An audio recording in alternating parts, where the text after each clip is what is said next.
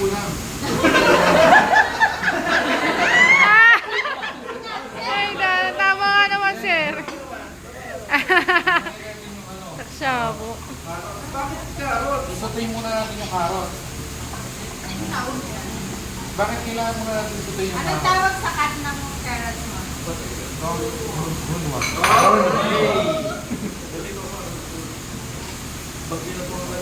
Dapat, yung carrots natin, hintayin muna natin ng mag-brown siya.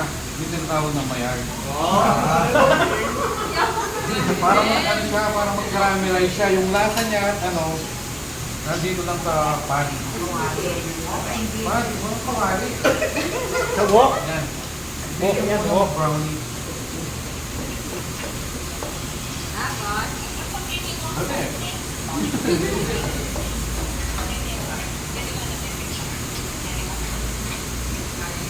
Ano sir, magsasalita na ako? Oo, hindi pa tapos to eh. Kasi ginagawa mo yan. Basta, okay yung carrots sutayin mo siya, ganito na, continue sa sutayin. Tapos, kung anong gusto niyong malasa, yung sweet ng, to?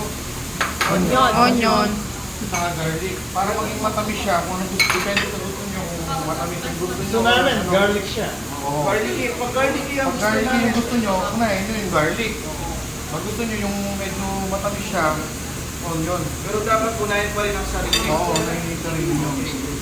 nakakain ka nga niya. Ha?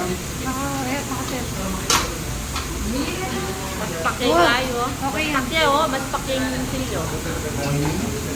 Okay. Pagtapos nito, iset aside na naman to. Ano? Sama mo. Isay mo na. Pati yung